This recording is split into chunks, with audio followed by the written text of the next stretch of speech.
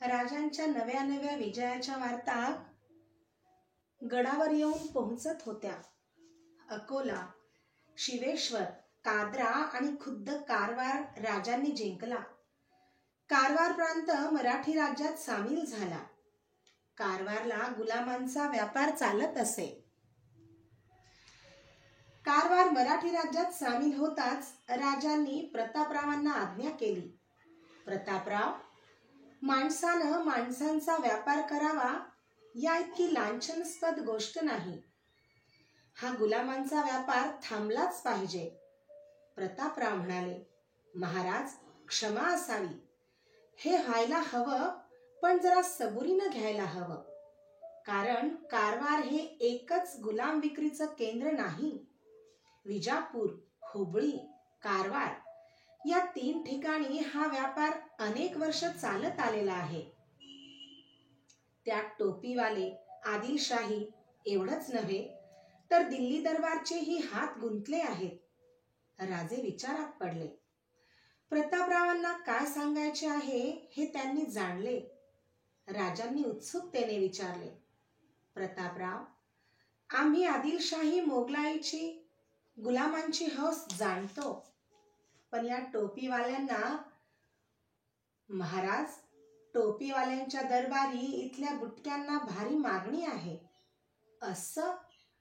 बुटक्या माणसांचं प्रदर्शन करण्याची ही खुजी मनोवृत्ती अजब म्हणायची. प्रतापराव, हे आमच्या राज्यात चालणार नाही. नाहीतर श्रींच्या राज्याला अर्थ राहणार नाही.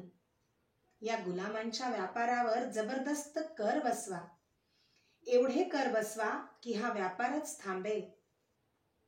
शक्यतो लवकर या गुलामांच्या व्यापाराचं समूळ उच्चाटन होतं हे पहा. आम्ही रायगडी गेलो की जरूर याबाबत योग्य तो निर्णय घेऊ. कारवारमध्ये राजांनी काही दिवस मुक्काम केला. कारवार स्वारीने बहुतेक कोकण किनारा राजांच्या हाती आला होता. पोर्तुगीज, इंग्रज आणि सिद्धी यांच्या हालचालींना त्यामुळे पायबंद बसला होता. पावसाळा नजीक आला असता राजे रायगडाकडे यायला निघाल्याची बातमी गडावर आली. संभाजी राजे अलीकडे नेहमी गडाखाली उतरत होते. त्यांच्या शिकारी वाढल्या होत्या. अनेक वेळा रात्री अपरात्री देखील युवराज गड उतरतात हा गडावरच्या राजकारणी मंडळात चिंतेचा विषय झाला होता.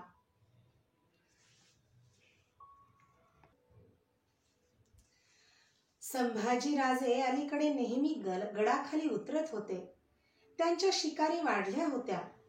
अनेक वेळा रात्री अपरात्री युवराज गड उतरतात हा गडावरच्या राजकारणी मंडळात चिंतेचा विषय झाला होता.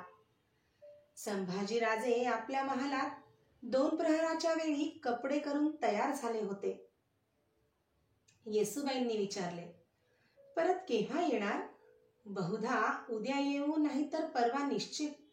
सासूबाईंना सांगितलं? आम्ही गेल्यावर तुम्ही सांगा. पण काय सांगू? संभाजीराजांनी येसूबाईंच्याकडे वळून पाहिले. क्षणात त्यांचा संताप उफाळला. सांगा, आम्ही चैन करायला जातो म्हणून. यात माझा काय दोष? त्या प्रश्नाने संभाजीराजे शांत झाले. नजीक जाऊन ते म्हणाले, तुमचा काही दोष नाही.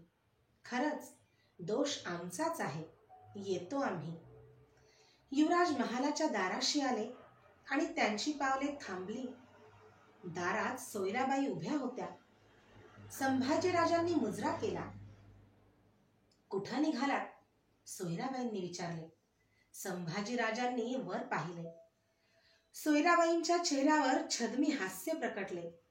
त्या गडबडीने पुढे म्हणाल्या, आमचं चुकलंच नाही. महत्वाच्या कामाला निघाला असाल. कुठं म्हणून विचारलं. आता योजलेलं काम व्हायचं नाही. संभाजीराजे हसले. आईसाहेब, दैव बलवत्तर असेल तर योजलेल्या कामात अडथळा येणार नाही. कसलं दैवजात काम काढलं ते तरी सांगा.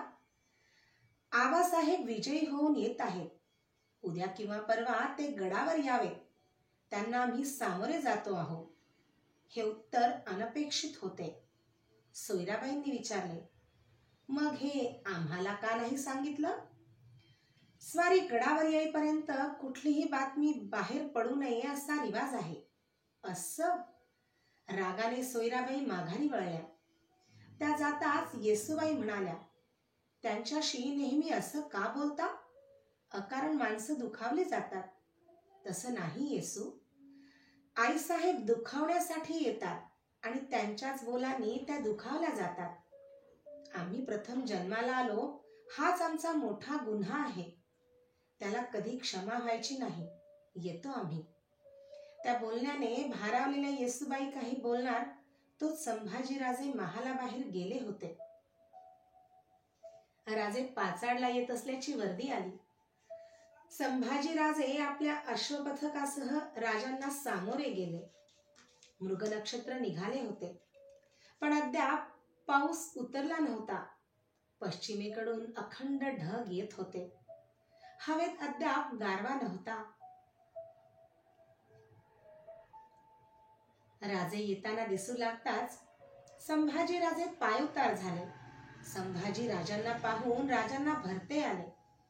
राजे पायउतार झाले. त्यांनी प्रेमाने संभाजी राजांना मिठीत घेतले. दोन्ही खांदे धरून त्यांनी युवराजांना निरखले. युवराज, सर्व क्षेम आहे ना? जी. शेजारी उभ्या असलेल्या हंबीररावांना राजे म्हणाले, हंबीरराव, हा जीवनातला एक वेगळा आनंद. आम्ही पण अपेक्षाविरहित नाही याचा हा पुरावा आहे. युवराज जरी गडावर भेटले असते तरी फारसं बिघडलं नसतं, पण कुठंतरी वाटत होतं कोणीतरी सामोरं यावं, आम्हाला पाहून आनंदित व्हावं. शेवटी सारं जीवन हा लोभाचाच व्यवहार आहे. ज्याच्या नशिबी असा लोभ नसेल त्याचं जीवन वृक्षच किंबहुना ते जीवनच नव्हे. साऱ्यांनाच असा लोभ थोडाच मिळतो.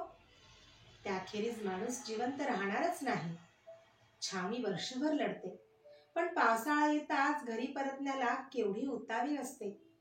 पिता, पुत्र, माता, पत्नी, बंधू, भगिनी ही सर्व नाती याच लोभाची. साधू संतांची देखील यातून सुटका नाही. परमेश्वर निर्गुण आहे हे माहीत असूनही त्यांनी त्याला सगुण रूप दिलंच ना. त्यांना मोक्षाचा ध्यास नसतो, त्यांना ध्यास असतो भक्तीचा. जीवनातला हा सामान्य लोभ थोडा उंचावला की तो सहज भक्तीत मिसळून जातो.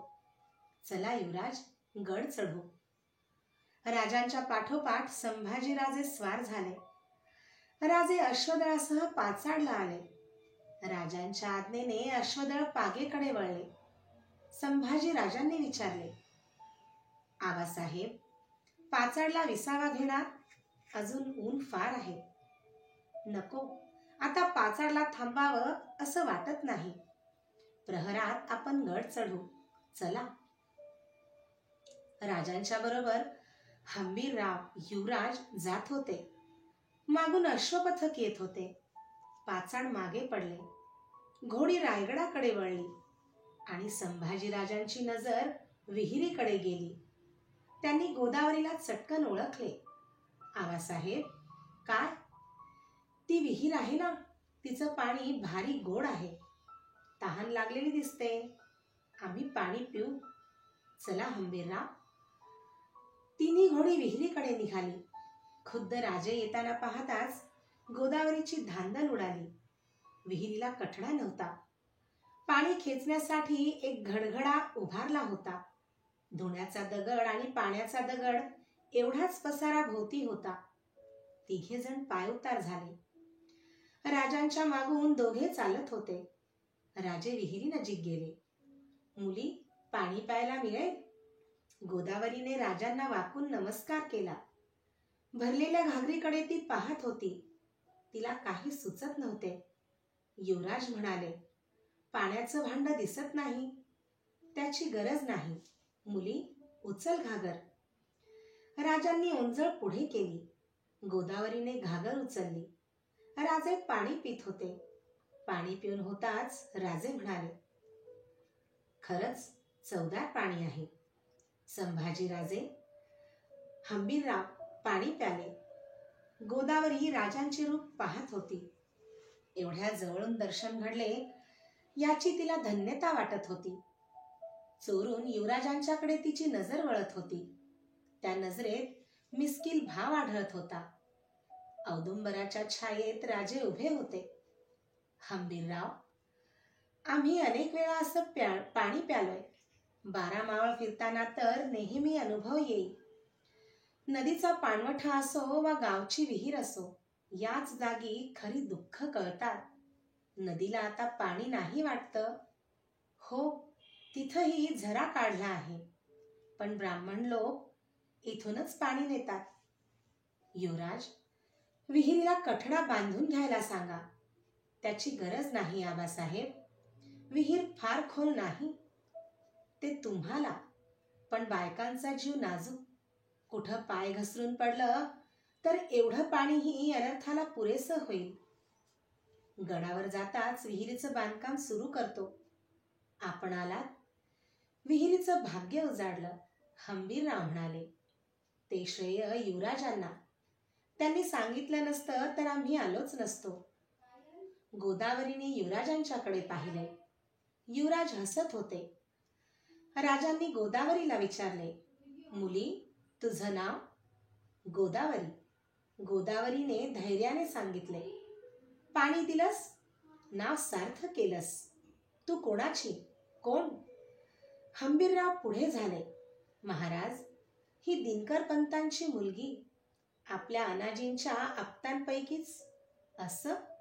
हंबीरराव, ही जेव्हा सासरी जायला निघेल तेव्हा खासगीतून खना नारळानं हिची ओटी भरून हिला पाठवा.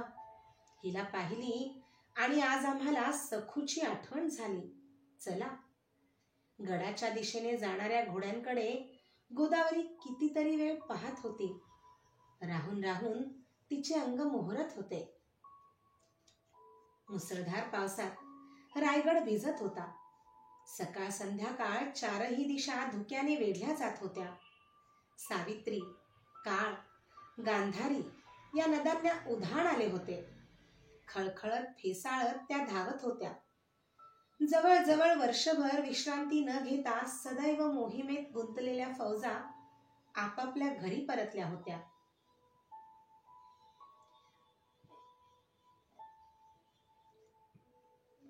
राजांचे सारे सरदार गडावर येत होते. मोरोपंत अद्याप आले नव्हते. राजांनी त्यांना तातडीने माघारी बोलावले. पावसाळा संपताच जंजिरा मोहीम हाती घेण्याचे राजांनी ठरवले. राजांचे नजरबाज त्या भागात फिरत होते आणि एके दिवशी बहादूर खानाचे वकील आपल्या सर्व सरंजामासह गडावर येत असल्याची बातमी आली. बाहेरच्या पावसाने मरगळलेली मने ताजीतवानी झाली. सर्वजण आतुरतेने वाट पाहत होते. राजांनी वकिलाला सन्मानाने गडावर आणण्याची आज्ञा केली. वकील गडावर आला. त्याला निवासस्थान देण्यात आले. पावसाची उघडीप पाहून राजांनी भेटीचा दिवस ठरवला. राजसदरेसमोर शामियाना उभारण्यात आला. हजर असलेल्या सर्व प्रधानांना आणि सरदारांना दरबारची आज्ञा गेली. दरबारी वेश करून सर्व दरबारी हजर झाले. वकिलाला बोलावण्यासाठी खुद्द निराजी पंत गेले. वकील दरबारी आला. त्याच्या मस्तकी मोगली पगडी होती. अंगात रेशमी अंगरखा व पायात विजार होती. आपल्या खुरट्या दाढीवरून हात फिरवीत तो दरबार पाहत होता. त्याच्या मागे तपके घेतलेले सेवक अदबीने उभे होते. शिवाजी राजांचा तो वैभव संपन्न दरबार पाहून वकील चकित झाला होता. त्याची नजर वारंवार रत्नखचित सिंहासन, जरी बैठका, नरमियाच्या बिछायती यावर फिरत होती. निराजी पंतांना तो अनेक प्रश्न विचारित होता. सिंहासनाकडे बोट दाखवून त्याने निराजी पंतांना विचारले, एवढं सुरेख सिंहासन कुठं मिळालं? मिळालं नाही, हे इथं घडवलं. यासाठी 32 मण सोनं आणि लक्षावधी रुपयांचं जडजवाहीर खर्ची पडलं. शिवाजीजवळ एवढी संपत्ती आहे? खोटी ऐट करण्याची सवय आमच्या राजांना नाही. वकील विचारात पडला होता. एवढं ऐश्वर्य संपन्न राज्य असता शिवाजी मोगलांची ताबेदारी स्वीकारेल, आपले गड देईल हे त्याला खरे वाटत नव्हते. आणि त्याच वेळी गरजबदारांचा पुकार कानांवर आला. क्षत्रिय कुलावतंस, सिंहासनाधीश्वर, गो ब्राह्मण प्रतिपालक, हिंदू पतपातशः, राजा शिवछत्रपती महाराज.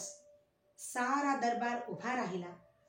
निगाह रखो, खडी ताजीम, बादब बा मुलाहिजा.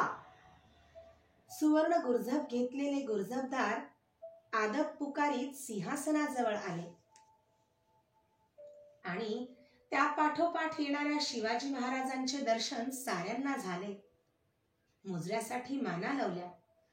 सिंहासनाला वंदन करून राजे सिंहासनावर बसले. उजव्या बाजूला संभाजीराजे स्वतंत्र बैठकीवर बसले. राजांची नजर दरबारावरून फिरली. रामचंद्र पंतांनी वकिलांची उपस्थिती जाहीर केली. दक्षिणेतील मोगली सुभेदार खान जहान बहादूर कोकलताश जाफरजंग यांच्याकडून दरबारी वकील आमच्या दरबारी हजर झाले आहेत. राजांनी सस्मित वदनाने वकिलाकडे पाहिले. त्याने लवून त्रिवार कुर्निसात केला. आमच्या दरबारी बहादूर खानांचे वकील आले आहेत, याचा आम्हाला परम हर्ष झाला आहे. वकिलांचं आम्ही स्वागत करतो. वकील पुढे झाला. त्याने हलकी टाळी वाजवताच मागचे सेवक पुढे झाले. तबकांची आच्छादने काढली गेली. सुवर्ण होनांनी आणि मौल्यवान वस्तूंनी तबके झगमगत होती. तबके राजांच्या पुढे करण्यात आली. राजांनी तबकांना हात लावून नजराण्यांचा स्वीकार केला. वकील म्हणाला, हुजुरांच्या मेहर नजरेनं बंदा गुलाम झाला आहे. वकील म्हणाला, बहादूर खानांनी एवढ्या तातडीनं आपले वकील का पाठवले? कसली विनंती त्यांनी केली आहे हे जाणण्यास आम्ही उत्सुक आहोत. त्यांच्या विनंतीचा आम्ही जरूर विचार करू. राजसभेतील प्रत्येकाच्या चेहऱ्यावर हास्य प्रकटले होते. राजांच्या त्या शब्दांनी वकील आश्चर्यचकित झाला होता. कसे सांगावे हे त्याला समजत नव्हते. शेवटी त्याला कंठ फुटला. हुजूर, आमचे मालिक बहादूर खान यांनी हुजुरांच्यासाठी जहापनाह औरंगजेब बादशहा यांच्याकडे अर्ज पेश केला होता. बादशहा कृपाळू होऊन त्यांनी आपला अर्ज मंजूर केला. आपल्या सर्व अपराधांची बादशहांनी क्षमा केली आहे. आपल्या अर्ज मंजुरीचं शाही फरमान आलं आहे. ठरल्याप्रमाणे आपले गड आमच्या स्वाधीन करून आपले शहजादे संभाजी राजे यांना फरमानाचा व बादशाही नोकरीचा स्वीकार करण्यासाठी पाठवावे असा बहादूर खानांनी निरोप पाठवला आहे.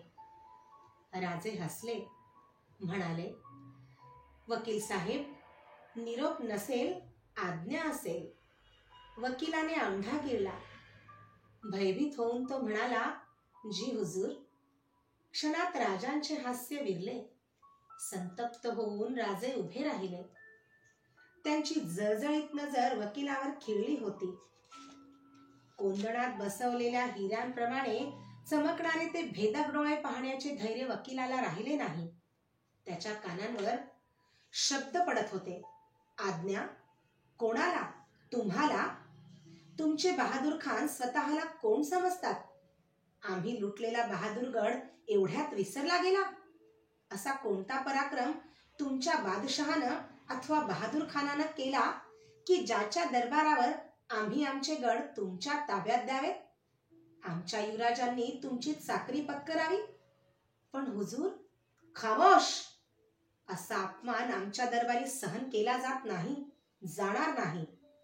आमचा संताप वाढण्याच्या आधी दरबारातून चालते व्हा, नाहीतर बेमुरवत वर्तमानाबद्दल तुमची गय केली जाणार नाही. त्यात संतापाच्या भरात राजे सदरेवर उभे होते. मुजरे झडले. माना वर झाल्या तेव्हा राजे गेले होते. वकिलावर वीज कोसळली. त्याच्या डोळ्यासमोर संतप्त बहादूर खान दिसत होता.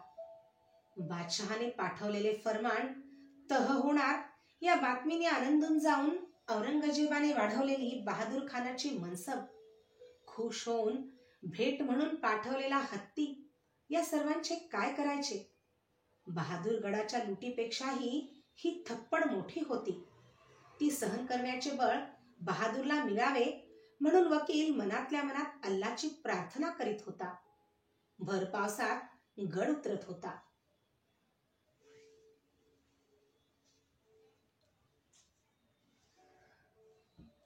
मोरोपंत गडावर आले. पावसाळ्यानंतर उघडल्या जाणाऱ्या जंजिराच्या मोहिमेबद्दल राजे मंत्रिमंडळाबरोबर बोलत होते. आपल्या फौजेचा, मुलुखाचा अंदाज घेत होते. जंजिऱ्याची सर्व माहिती नजरबाजांकडून उपलब्ध होत होती. एवढी महत्वाची मोहीम राज्याचे सव्यसाची वीर मुत्सद्दी मोरोपंत यांनाच द्यायची राजांनी ठरवली होती. त्या मोहिमेत लक्ष घालण्याची राजांनी मोरोपंतांना आज्ञा केली. याच वेळी धरणगावच्या लुटीची नुकसान भरपाई मागण्यासाठी इंग्रज वकील ऑस्टिन गडावर आला. राजांनी वकिलाची दरबारी गाठ घेतली. दरबारात युवराज संभाजीराजेही हजर होते. राजांनी इंग्रज वकिलाची नुकसान भरपाईची मागणी धुडकावून लावली. ऑस्टिन निराश होऊन गडाखाली उतरला. गडाची विवेक सभा खलबतखाना दररोज रंगत होता. राजांनी अनेक बेत मनाशी धरले होते. अनाजीपंत पाचाडला आल्याचे राजांना कळले होते. मोहिमेनंतर बऱ्याच दिवसांनी अनाजी परतल्यामुळे राजांनी त्यांना गडावर बोलावले नव्हते. अनाजी येण्याची वाट पाहून एके दिवशी राजांनी अनाजींना भेटीला येण्याचा निरोप पाठवला. पण दुसऱ्या दिवशी अनाजी गडावर आले नाहीत. राजे आपल्या महालात बसले होते. 2 प्रहरची वेळ असूनही गारवा कमी नव्हता. शेजारी सोयराबाई बसल्या होत्या. राजे आपल्या विचारात मग्न होते. सोयराबाई उठल्या. राजांचे लक्ष सोयराबाईंच्याकडे गेले. का उठलात का? शेजारी बसलेला माणूस देखील लक्षात येत नाही.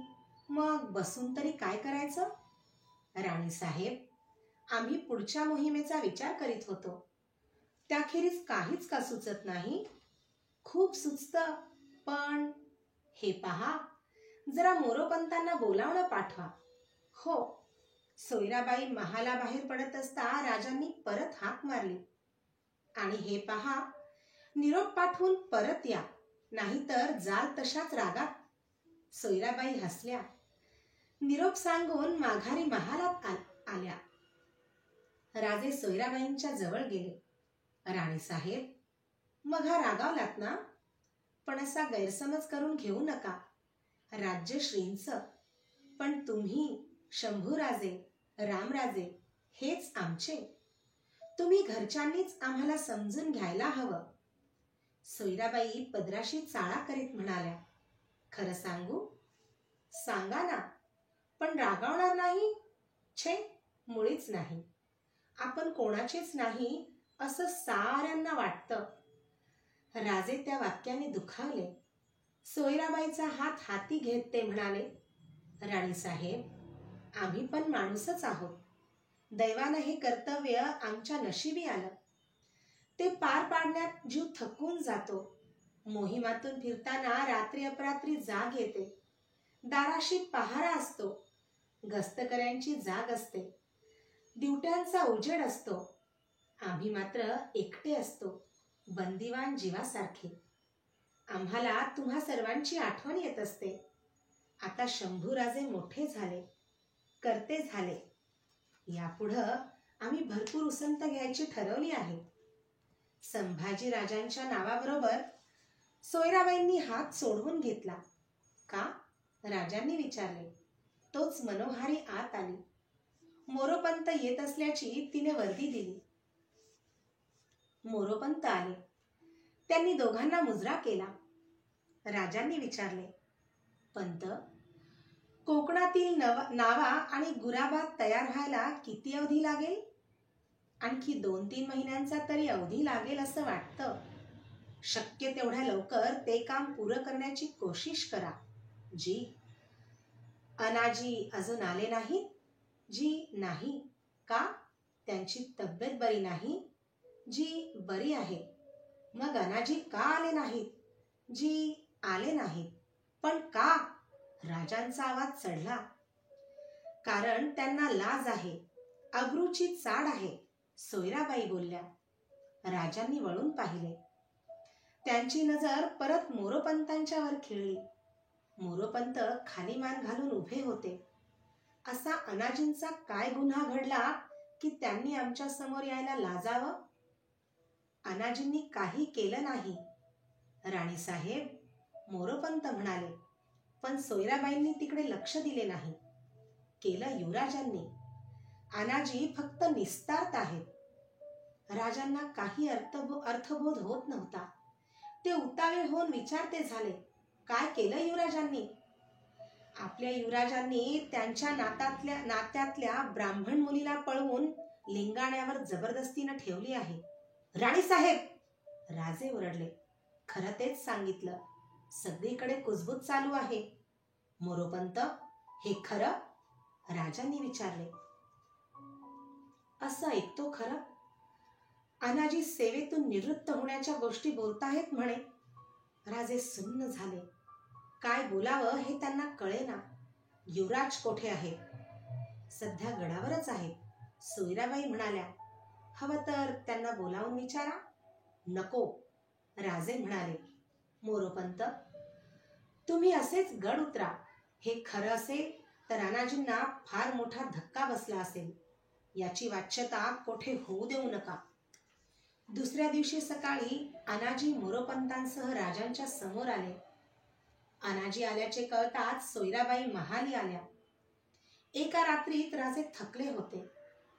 राजे अनाजींना म्हणाले, अनाजी, आम्ही एवढे का परके की आमच्यावर रुसून गडाखाली राहावं?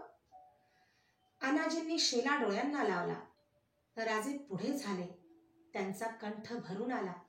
सांगा अनाजी, आम्ही ऐकलं ते खरं? अनाजींनी होकारार्थी मान हलवली. महाराज, किती केलं तरी आम्ही चाकर. ते पडले युवराज, उद्याच्या राज्याचे स्वामी. आज त्यांच्या विरुद्ध तक्रार केली.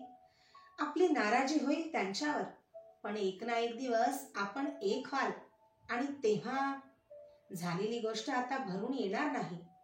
पोर मेली असं समजून आम्ही गप्प बसलो. फार मोठी चूक केलीत अनाजी. संभाजीराजे आमचे चिरंजीव असतील, पण तसेच ते राज्याचे युवराजही आहेत. राज्याची जबाबदारी पेलणारे तुम्ही, ही तुमचीही जबाबदारी होती. राजांचा चेहरा करारी बनला. त्यांच्या मुठी वळल्या गेला.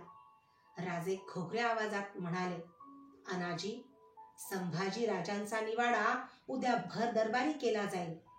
हे करू नये, सोयराबाई म्हणाल्या.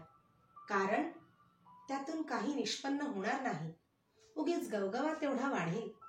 राणीसाहेब, गुन्हा साबित झाला तर युवराज म्हणून मुलाहिजा राखला जाणार नाही. हं, सोयराबाई हुंकारल्या. ताकीद देऊन सोडणं होईल एवढंच ना? राजांनी क्षणभर नेत्र मिटले. अशा गुन्ह्यांना आजवर आम्ही जी शिक्षा देत आलो तीच शिक्षा युवराजांना दिली जाईल. युवराज असले तरी तोफेच्या तोंडी दिलं जाईल. महाराज, अनाजी उद्गारले, तुम्ही आता जा. आम्हाला आता काही ऐकवत नाही. राजे पाठमोरे होऊन उभे राहिले. दाराशी आलेल्या पुतळाबाईंनी राजांचे शेवटचे शब्द ऐकले होते. तोंडाला पदर लावून त्या धावत सुटल्या. पावसाची झड घेऊन अंगाला झोंबणारा वारा गडावर थैमान घालीत होता. 7 महालातील आपल्या महालात सोयराबाई हाती विणकाम घेऊन बसल्या होत्या. दासी वारा ढाळीत होत्या. बालराजाराम धावत महालात आले. आईसाहेब, दादा महाराजांच्याकडे जाऊ? काही नको जायला, बाहेर खेळा. हिरमुसले होऊन राजाराम बाहेर गेले. असली पोरं पोटाला असल्यापेक्षा नसलेली बरी. साऱ्या वाड्याभर बोलवा गेली या. दासी म्हणाल्या, आमासनी समजलं तवापासनं घशाखाली घास उतरना. तरी मला संशय होताच. दिवसा, दुपारी, रात्री, बेरात्री युवराज गड उतरू लागले. तेव्हाच मला संशय आला, पण सांगणार कोणाला? आणि ऐकणार कोण? अचानक सोयराबाईंची बोलणे थांबले. महालात पुतळाबाई येत होत्या. त्यांना पाहून सोयराबाईंच्या चेहऱ्यावर विजयाचे हसू प्रकटले. कोण? धाकट्या राणीसाहेब? बऱ्याच दिवसांनी वाट चुकला. पुतळाबाई नजीक गेल्या. थोरल्या बाई, माझं ऐका. फार पेटलं नाही तोवर हे विझवायला हवं. पेटायचं राहिलंय काय? तुम्ही सांगितलं तर. कोण? मी बाई काय सांगणार? तुमच्या आज्ञेत जेवढे आहेत तेवढे आमच्या आज्ञेत नाहीत. पुतळाबाईंनी दासींच्याकडे पाहिले. त्या चटकन निघून गेल्या. डोळ्यात अश्रू आणून पुतळाबाई म्हणाल्या, युवराजांची चूक झाली खरी, पण ती सावरून नको का घ्यायला? घ्या ना. मोठ्या बाई, मी तुमच्या पाया पडते. पोटच्या लेकराची तुम्हाला आण. शपथ मागे घ्या. लाज नाही वाटत? त्या उंडग्या पोरासाठी मला शपथ घालता? माझ्या लेकराची? पुतळाबाईंचा संताप उफाळला. उंडग्या पोरासाठी नव्हे, तुमच्या माझ्या कपाळीच्या कुंकवासाठी शपथ घालते. बाई, त्यांना ते सहन व्हायचं नाही. भारीच कळवळा दिसतोय. तरी बरं, पोटाला पोर नाही. बाई, गप्प बसा. उगीच नसती लुडबुड करू नका. जाते मी बोलावलं नव्हतं. पुतळाबाई संतापताच महालाबाहेर पडल्या. दाराशी अंग चोरून उभ्या असलेल्या दासी आत आल्या. सोयराबाई म्हणाल्या, भारीच पुळका आला होता. आणि तिघीजणी तोंडाला पदर लावून हसू लागल्या. पुतळाबाईंना काही सुचत नव्हते. त्यांच्या बेचैनीला काही सीमा राहिल्या नव्हत्या. गडावर रात्र उतरली.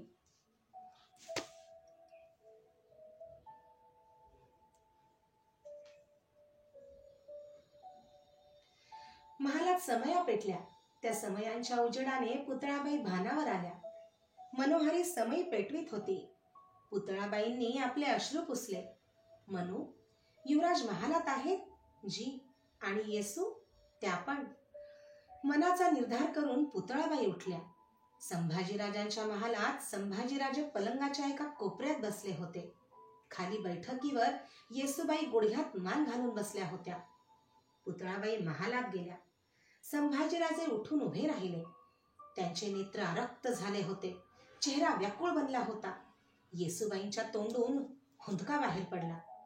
युवराज, मी सांगितलं तर ऐकाल? जी. अगदी काही न बोलता? जी. असेच उठा. महालात जा. त्यांचे पाय धरा. पण आबासाहेब, सांगितलं ना काही बोलायचं नाही म्हणून? आईसाहेब, आम्हाला कोणी नाही. आई नाही, वडील नाहीत. फक्त वैरी आम्हाला आहेत. ते लुच्चे अनाजी सांगणार? हा शंभूबाळ, चूक तुम्ही करता आणि बोल दुसऱ्याला का लावता? पुतळाबाई जवळ गेल्या. त्यांनी संभाजीराजांना जवळ घेतले. संभाजीराजे त्या मायेच्या स्पर्शाने रडू लागले. काही वेळाने पुतळाबाई म्हणाल्या, जाणार ना महालात? आपण यावं. संभाजीराजे म्हणाले, चला, मी येते. संभाजीराजांनी डोळे पुसले. पुतळाबाईंच्या मागून ते चालत होते. चौकात पाऊस पडत होता. महालाचा दरवाजा बंद होता. क्षणभर त्या बंद दरवाजाकडे पाहत पुतळाबाई उभ्या राहिल्या. महादेव अदबीने म्हणाला, महालात कोणाला सोडू नये असा हुकूम झाला आहे. पाठीमागे उभ्या असलेल्या संभाजीराजांच्याकडे एकवार पुतळाबाईंनी पाहिले. श्वास घेऊन त्यांनी दारावर थाप मारली. पुन्हा थाप मारली, पण दरवाजा उघडला नाही. काहीच हालचाल ऐकू आली नाही. पुतळाबाईंनी मागे पाहिले तेव्हा संभाजीराजे तिथे नव्हते. त्यांचे डोळे विस्फारले गेले. चौकातून भिजत जाणाऱ्या संभाजींची पाठमोरी आकृती अंधुकपणे नजरेत आली. संभाजीराजे दिसेनासे झाले. दिवस उजाडला, पण सूर्यदर्शन घडले नाही. पावसाची झिमझिम चालू होती. वाड्यात एवढी वर्दळ असूनही वाडा कसा शांत भासत होता. राजे नित्याप्रमाणे उठले होते. स्नानपूजा आटोपून ते आपल्या महालीच बसले होते. महालाकडे जायची कोणाची छाती होत नव्हती. दिवस वाढत होता. दप्तरखान्यात अनाजी, निराजी, मोरोपंत आणि इतर मंत्रिमंडळ हजर झाले होते. आदल्या रात्री अष्टप्रधान महालातील अनाजींच्या महाली बराच वेळ सर्वजण जमले होते. पण आलेल्या प्रसंगातून वाट दिसत नव्हती. मोरोपंत म्हणाले, अनाजी, होऊ नये ती गोष्ट झाली. त्याला आता इलाज नाही. महाराजांच्याकडे आपण सर्वांनी पाहायला हवं. अनाजी निश्वास सोडून म्हणाले, मी कुठं नाही म्हणतो. माझी काही तक्रार नव्हती. माझ्या दैवाला दोष देऊन मी गप्प बसलो. स्वस्थ बसून हे होणार नाही. मी काय करावं म्हणता? आता थोड्याच वेळात दरबार भरेल. तो तुम्ही आम्ही थांबवू शकत नाही. पण दरबारी तुम्हीच राजांना सांगितलं तर ते ऐकतील. काय सांगू? झाली गोष्ट चांगली झाली. मुलीला मी युवराजांच्या पदी वाहिली आहे. अनाजींचे अश्रुपूर्ण डोळे पाहून मोरोपंत गहिवरले. कष्टाने ते म्हणाले, अनाजी, तुमच्या यातना का आम्हाला कळत नाहीत? पण राजांच्या यातना आठवा. युवराजांच्यावर त्यांचं केवढं प्रेम. ज्या राजांनी आजवर परस्त्रीकडे नजर वर करून पाहिलं नाही, किंबहुना ज्यांनी हा गुन्हा केला त्यांना कडेलोटाखेरीज दुसरी शिक्षा दिली नाही, त्याच राजांचा मुलगा आज गुन्हेगार म्हणून राजांच्या समोर येतो आहे. युवराजांना राजे तोफेच्या तोंडी देणार असं बोललं जातं. तुम्हीही ते ऐकलं. राजांच्या करिता युवराजांना वाचवायला हवं. मला का ते कळत नाही? मी जरूर सांगेन, पण राजे ऐकतील असं वाटत नाही. राजे आपल्या महाली कपडे करीत होते. राजांनी आपला टोप मस्तकी चढवला. दुशेला आवळला. तलवार कट्यार दुशेल्यात खोवली. आपल्या देव्हाऱ्यासमोर राजे गेले. त्यांनी मस्तक टेकले. डोळे पुसून राजे उभे राहिले. महालात महादेव आला. रंगमहाली सर्व आले. जी, तू जा. आम्ही येत असल्याचे कळव. महादेव गेला. राजांनी पावले उचलली. अचानक दरवाजातून येसूबाई आल्या. राजांचे पाय घट्ट धरून त्या रडू लागल्या. राजे डोळे मिटून उभे होते. चेहऱ्यावर व्यथा उमटलेली होती. राजांचा मंद आवाज उमटला, येसू, उठ. तुमच्यापेक्षा आमचं दुर्दैव फार मोठं आहे. आजवर कधी खर्ची पडलं नाही एवढं बळ क्षणाक्षणाला खर्ची पडत आहे. युवराजांनी फार मोठा गुन्हा केला आहे. त्यांना वाचवणं आता आमच्या हाती नाही. त्यासाठी आमच्याप्रमाणेच तूही जगदंबेकडे करुणा भाग. आई तुझ्या हाकेला साथ देईल. येसू, पाय सोड. आशीर्वाद द्यावा. राजांच्या बोटांची पिळवणूक झाली. कष्टाने अश्रू आवरीत ते म्हणाले, येणारं संकट सोसण्याचं बळ तुला जगदंबा देवो. पाय सोड. राजे वाकले. त्यांनी येसूबाईंची मिठी सोडवली. मागे न पाहता ते रंगमहालाकडे चालू लागले. रंगमहाल चुपचाप होता. नगारखान्याचे पहारे जारी करण्यात आले होते. राजे महालात आले. राजांची मुद्रा गंभीर आणि करारी दिसत होती. राजे आसनावर बसले. साऱ्या मंत्रिमंडळावरून त्यांची नजर फिरली. रंगमहालाच्या मागच्या बाजूस चिकाच्या पडद्याआड पुतळाबाई, सोयराबाई येऊन उभ्या होत्या. राजांनी आज्ञा दिली, युवराजांना घेऊन या. हंबीरराव मोहित्यांच्यासह युवराज महालात आले. संभाजीराजांनी पांढरा टोप घातला होता. अंगात पांढरा अंगरखा आणि विजार होती. कमरेला गुलाबी शेला होता. शेलात तलवार खोवली होती. गळ्यात कवड्यांच्या माळेखेरीज काहीही दागिना नव्हता. ना हातावर पोहोची. चेहरा म्लान होता. मान खाली झुकली होती. अनाजी, युवराजांच्या गुन्ह्याचा आमच्या वतीनं उच्चार करा. अनाजी पुढे झाले. क्षमा महाराज, पण एवढ्या तातडीनं? अनाजी, आम्ही पुन्हा आमच्या आज्ञेचा उच्चार करतो. युवराजांच्या गुन्ह्याचा आमच्या वतीनं उच्चार करा. आमची आज्ञा डावलण्याचं धाडस करू नका. अनाजी घोटाळले. त्यांची नजर भयभीत बनली. ते युवराजांच्याकडे पाहत होते. बोला अनाजी. इथं कुणाच्याही जागेचा अथवा नात्याचा मुलाहिजा न बाळगता स्पष्टपणे सांगा. महाराज, युवराजांनी एका ब्राह्मण स्त्रीस बळजबरीनं पळवून नेली असा त्यांच्यावर आरोप आहे. सदर दुर्दैवी स्त्रीला युवराजांनी लिंगाण्यावर कैदेत ठेवली आहे अशी खात्रीलायक बातमी आहे. संभाजीराजांची जळजळीत नजर अनाजींच्या वर गेली, पण क्षणात ती खाली झाली. संभाजीराजे, तुम्हाला गुन्हा मान्य आहे? संभाजीराजांनी वर पाहिले. बोला, तुम्ही स्त्रीला पळवले? होय.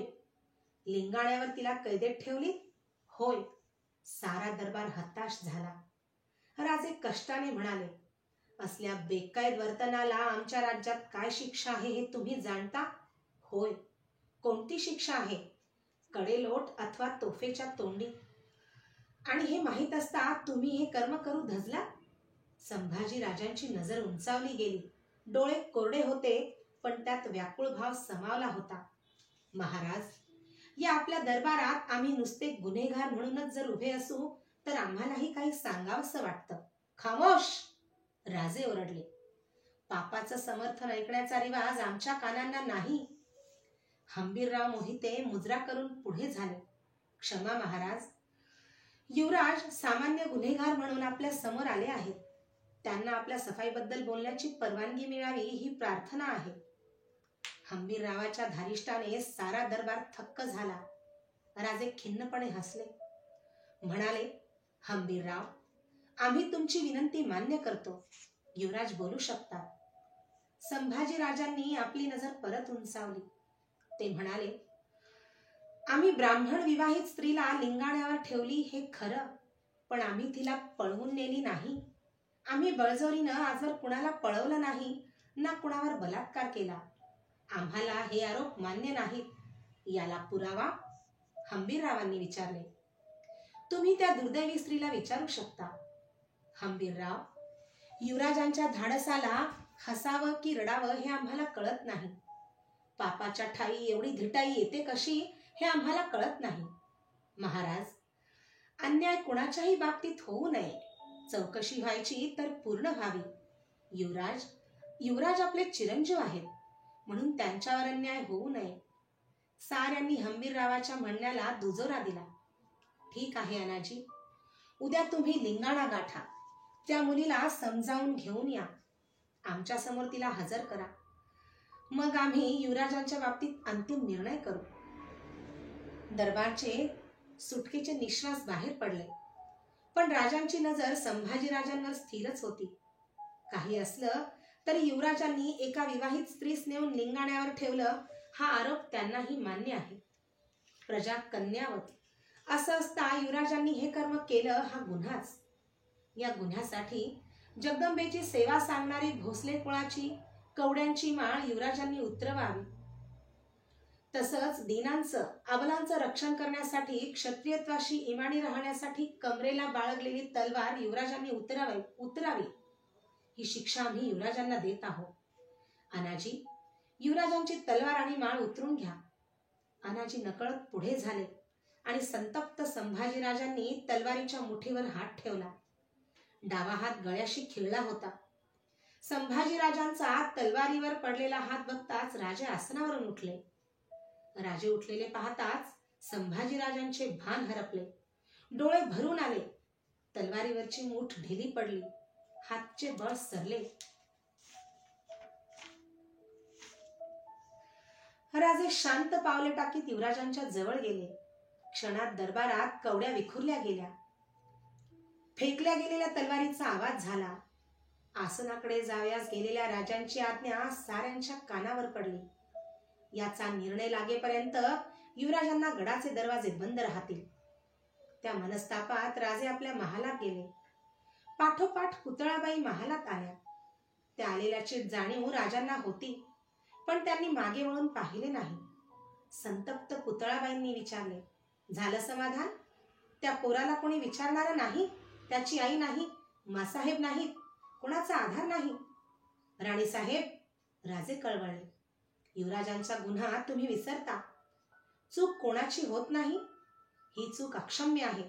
चूक त्यांचीच नाही, आपलीही आहे. आमची? निर्धाराने पुतळाबाई म्हणाल्या. मासाहेब होत्या तोवर कधी त्यांच्या हातून आगळीक घडली? मासाहेब गेल्या आणि त्यांच्यावर कुणाचंच लक्ष राहिलं नाही. युवराज कुठं हिंडतात, कुणाबरोबर फिरतात, त्यांची काळजी कुणाला होती?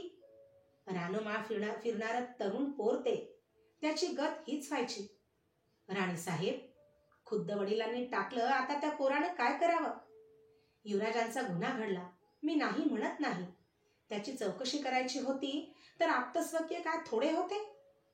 पण युवराजांना दरबारात उभं केलं. उद्याच्या राज्याचे मालक ते, त्यांची काय इज्जत राहिली? राजे व्याकुळ होऊन म्हणाले, बोला, थांबलात का? मी कशाला बोलू? पुतळाबाईंचे डोळे भरून आले. मी त्यांची सख्खी आई थोडीच आहे.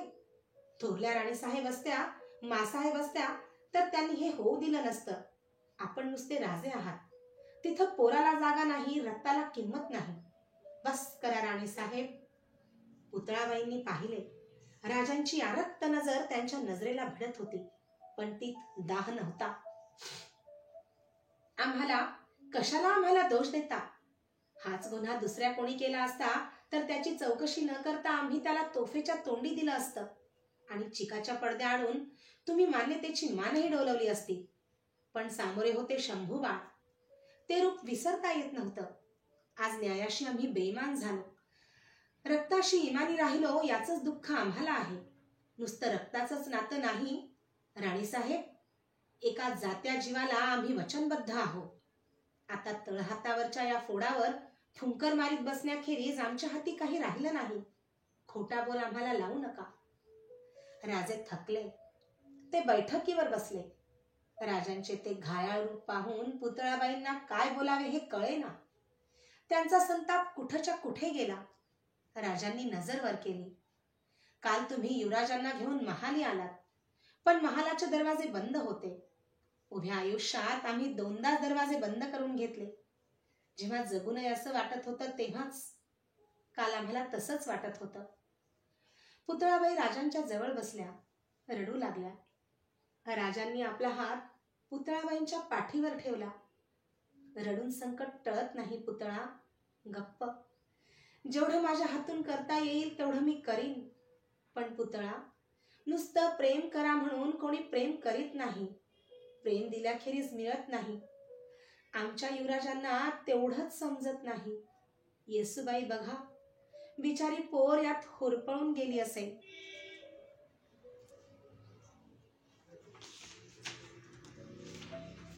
दोन प्रहरची वेळ होती. पावसाने जोर धरला होता. राजे महालात डोळे मिटून पडले होते. महालात राजाराम धावत आले. पलंगा शेजारी जाऊन ते उभे राहिले.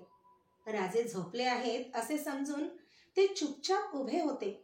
राजांनी डोळे उघडले. राजाराम हसले. पलंगाजवळ जाऊन ते राजांना बिलगले, आबासाहेब, झोप झाली? हो. तुम्ही दादा महाराजांच्याकडे गेला होता? ते पण झोपूनच आहे. झोपून असायला काय झालं? सकाळीच जगदीश्वराकडे गेले होते. महालात येत सोयराबाई म्हणाल्या. राजे पलंगावरून उठले. सोयराबाईंच्याकडे पाहत ते म्हणाले, युवराजांना जायला तेवढी एकच जागा राहिली आहे. राजाराम राजांच्याकडे धावले. भीतीयुक्त नजरेने त्यांनी विचारले, दादा महाराजांना तोफेच्या तोंडी देणार? राजे दचकले. त्यांनी विचारले, कोण सांगत होतं? राजारामांनी सोयराबाईंच्याकडे पाहिले. सोयराबाईंनी नजर वळविली. राजे म्हणाले, हो. उभ्या जागी राजारामांचा चेहरा रडवा बनला. राजांनी त्यांना घेण्यासाठी हात पुढे केला. ते हात झिडकारीत राजाराम वळले. बाळराजे. रडणारे राजाराम वळले. ते ओरडले, गट्टी फू, तुम्ही सगळे वाईट आहात. मोठ्याने रडत राजाराम महाला बाहेर गेले. राजे उद्गारले. बाळराजांनी खरं तेच सांगितलं. सोयराबाई पदर सावरत उभ्या राहिल्या. महालात अनाजी, हंबीरराव आले. अनाजींची नजर झुकली होती. अधीरपणे राजांनी विचारले, मुलगी आली? जी नाही. हंबीरराव म्हणाले. काय झालं? अनर्थ झाला महाराज, हंबीरराव म्हणाले. आम्ही लिंगाण्यावर गेलो. आम्ही येतो हे कळताच त्या मुलीनं गैरसमज करून घेतला. आम्ही वर पोचण्याआधीच तिनं कड्यावरून उडी घेतली. हर हर, राजे उद्गारले. राजांचे सारे बळ सरले. ते मटकन खाली बसले. भरल्या डोळ्यांनी ते बोलले, हंबीरराव, फार वाईट गोष्ट झाली. आमच्या युवराजांचं निर्दोषत्व सिद्ध करू शकणारा एकुलता एक पुरावा नाहीसा झाला. हंबीरराव, युवराजांनी गड उतरू नये, आमच्यासमोर त्यांनी येऊ नये, ही आमची आज्ञा त्यांना कळवा. अनाजी, झाल्या प्रकारानं आमची मान खाली झुकली आहे. आम्ही शर्मिंदे आहोत. गडावर अखंड धारा ओतत होत्या. गडाच्या चारी बाजूंनी पाण्याचे लोट अखंड सांडत होते. पावसाळा संपला, पण गडाचे कुंदावलेले वातावरण निवळले नाही. युवराजांच्या आणि राजांच्या महालांची झालेली फारकत तशीच होती. संभाजीराजे गडावर एकाकी फिरताना दिसत, पण राजे महालात बसल्या बसल्या थकत होते. पावसाळा संपताच मोहिमांची तयारी सुरू झाली. राजांच्या फौजा साताऱ्याकडे दौडल्या. राजे एकटेच महालात असता मोरोपंत येत असल्याची वर्दी आली. राजांनी त्यांची भेट महालीच घेतली. मोरोपंतांच्या बरोबर हंबीररावही होते. दोघांनी मुजरे केले. राजांनी विचारले, मोरोपंत, काय खबर? सोंध्याच्या दरबारातून पत्र आलं आहे. दिल्या वचनाप्रमाणे सोंध्याच्या राणीनं आपल्या दरबारी आमच्या वकिलांना ठेवून घेतलं आहे. सोंधे दौलतीस मिळाले, पण बेदनूरकर मात्र दूरच राहिले. आपला आरमार जंजिऱ्याला गोळा होत आहे. ठीक, या मुदतीत कल्याणकडे एकदा जाऊन यावं असा विचार आहे. या ना. तुम्ही निर्णय केलात की ती पारखायचं काय कारण? बरोबर मदत म्हणून कोण हवे असतील त्यांना घेऊन चला. हंबीररावांना घेऊन जाणार का? जी नाही. कोणाला न्यायचं मनात आहे? मोरोजी पंतांनी राजांची नजर चुकीत सांगून टाकले, युवराजांना. राजांच्या चेहऱ्यावरचे सर्व भाव एकदम बदलले. डोळ्यात वेगळीच छटा अवतरली. राजांनी ती नजर मोरोपंतांवरून हंबीररावांच्याकडे वळवली. दोघेही खाली पाहत होते. राजांच्या तोंडून निश्वास बाहेर पडला. बैठकीवरची गिरदी मांडीवर घेत ते म्हणाले, मोरोपंत, तुम्ही आम्हाला कोण समजता? दोघांची नजर राजांच्याकडे वळली. आम्हालाही भावना आहेत. आम्हीही माणूसच आहोत. शिक्षा युवराजांना झाली नसून ती आम्हाला झाली आहे. युवराजांना पाहण्यासाठी आमचा जीव तडफडतो. परवा आम्ही जगदीश्वराकडे गेलो होतो. देवालयानजीक आम्ही गेलो आणि भवानी टोकाकडे जात असलेले युवराज आम्हाला दिसले. आम्ही येतो हे कळताच ते भवानी टोकाकडे गेले. पाठमोऱ्या युवराजांच्याकडे पाहून केवढं दुःख झालं ते कसं सांगू. देवालयाजवळ जाऊन आम्ही दर्शन न घेता तसेच माघारी आलो. सारेच आम्हाला पारखे झाले. येसू पूर्वी आबासाहेब म्हणून धावत यायची, हट्ट करायची. खुद्द संभाजीराजांचा अधिकार ती गाजवायची. पण हे प्रकरण झालं आणि ती पोर एकदम मुकी झाली. येते, पाया पडते, जाते. बोलायला गेलं तर तुटक उत्तर मिळतात. गुन्हा केला युवराजांनी आणि शिक्षा भोगतो आम्ही. म्हणूनच युवराजांना एक वेळ माफी व्हावी. राजांचा जीव कासावीस झाला. माफी? कशाबद्दल? आमच्यावर ही राज्याची जबाबदारी नसती तर आम्ही हे कदाचित सहनही केलं असतं. संभाजीराजे आमचे चिरंजीव आहेत. तसेच ते भावी राज्याचे धणी पण आहेत. त्या कल्पनेनं आमचा जीव कातर झाला आहे. मोरोपंत ऐकत होते. राजे उठले. मोरोपंतांच्या जवळ आले. मोरोपंतांच्या खांद्यावर हात ठेवीत ते म्हणाले, मोरोपंत, आता राज्याचे निर्णय तुम्हा लोकांच्याच हाती. त्याला आम्ही आड येणार नाही.